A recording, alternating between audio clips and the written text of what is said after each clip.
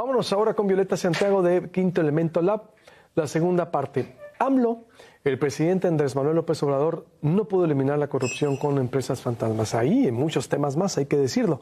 Aunque sus seguidores amen a Morena y no les guste, la cuestión es que la corrupción sigue vigente e intacta en México. Adelante, Violeta.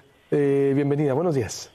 Hola, ¿qué tal? Buenos días. Pues aquí listos con el primer reportaje que hemos producido de esta serie de fantasmas del erario y que bueno, iniciamos presentando los hallazgos sobre el sexenio que acaba de terminar, el sexenio de Andrés Manuel López Obrador, que como bien decías, estuvo marcado por una serie de promesas en el discurso de combate a la corrupción, incluso señalamientos de que las factureras pues eran acciones que se cometían en sexenios anteriores, pero decía el expresidente Andrés Manuel López Obrador, eso se acabó. Pero lo que hemos encontrado en Quinto Elemento Lab es que en realidad pues eso no sucedió así, puesto que al menos en el inicio de su mandato, del 1 de diciembre de 2018 hasta lo que fue prácticamente el cuarto año de su gobierno en 2022, pues su administración contrató en 87 ocasiones a 34 empresas fantasma por un monto que suma poquito más de 180 millones de pesos. Y esto lo hizo sobre todo, lo hicieron sobre todo dependencias federales, pero también hubo universidades, oficinas estatales y un ayuntamiento en Tabasco. Hay que recordar que, esta investigación tomamos como base los contratos de Compranet, que son dinero federal, pero aun cuando el dinero federal lo puedan aplicar instituciones no federales, al fin de cuentas la obligación de auditar este dinero pues sí corresponde a la federación. Entonces pues esto es lo que encontramos, y no solamente es el hecho de que se hayan contratado empresas fantasma como en sexenios anteriores.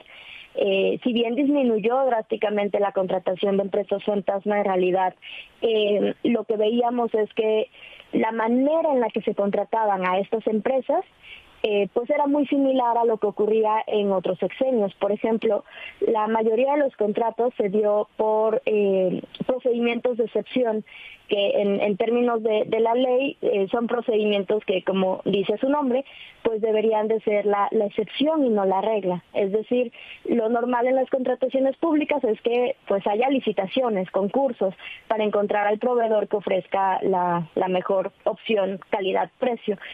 Los contratos de excepción es cuando el gobierno entrega directamente las adjudicaciones a las empresas o hace concursos restringidos donde invita también directamente a los proveedores que pueden participar. Y lo que encontramos en la mayoría de estos 87 contratos, pues es que fueron compras de excepción, además de que nos topamos con muchísima opacidad, negaban contratos, incluso vía transparencia, encontramos contratos y facturas, pero no había comprobantes. Eso también fue algo muy interesante.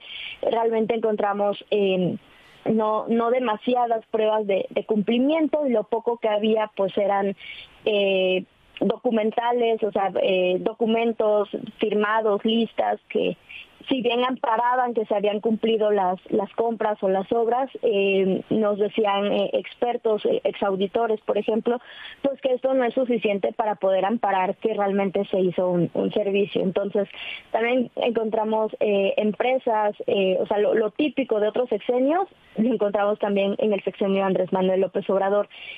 Por ejemplo, contratos con empresas que en sus documentos que tienen que entregar al momento de hacer las contrataciones, pues ahí mismo exponían que tenían 1, 2, 5 empleados, que no correspondía pues con la cantidad de trabajo, los millones que facturaban. 2, 3 empleados para proveer, por ejemplo, llantas a la Sedena o a la Secretaría de Marina, pues era algo que sí debió de haber despertado pues sospechas entre quienes los contrataban. Y pues otra cosa típica de las empresas fantasma en estos casos, pues eran los domicilios inexistentes. Nosotros visitamos muchos de los domicilios de estas empresas y pues igualmente nos encontramos lo mismo que en otros sexenios, domicilios que estaban emplazados en viviendas en zonas populares o en oficinas donde pues la gente que estaba digamos en otros locales pues decía no, es que ya tienen años o ni los ubicamos o nunca los vimos, o sea, son empresas que realmente ya no eran localizables. Y lo último de estas características típicas de las empresas fantasma que el gobierno de López Obrador compartió con otros sexenios, pues fue también la contratación de empresas de reciente creación. Si bien buena parte... Lo de siempre, sí, buena parte de las empresas fantasmas del sexenio de AMLO fueron empresas nuevas, o sea que se crearon la mayoría en 2018 y buena parte en diciembre cuando Andrés Manuel ya era presidente. También encontramos pues empresas que ya eran viejas contratistas de otros sexenios, o sea ya tenían tratos incluso desde el sexenio de Vicente Fox o de Felipe Calderón. Habían sido contratistas y continuaron haciendo tratos con el gobierno de Andrés Manuel López Obrador. Ahí está en proyectopuente.com.mx todo el despliegue de la investigación y es del sistema Compranet, hay que decirlo, porque mira, con todo es muy buen trabajo el que han hecho ustedes, la verdad, muy bien documentado, editado, ahí está en proyectopuente.com.mx, pero es solo la punta del iceberg, la verdad, porque fue Compranet. Imagínense, si nos metemos, es decir, a todos los demás que hubo, cómo se convirtieron en empresarios los de la Sedena, porque los militares se convirtieron en los señores empresarios y están en todo. Pero esto es muy buena pieza periodística que está ahí en proyectopuente.com.mx, que son las empresas que facturaron pues operaciones simuladas, ¿no? Como lo define el SAT, y todo lo que nos está explicando Valeria está ahí, reitero, Violeta está ahí en nuestro portal. Te agradezco mucho, Violeta, y seguimos en contacto. Muchas gracias, Luis Alberto. Buen día. Buenos días. Ahí está en proyectopuente.com.mx todo el despliegue de la información.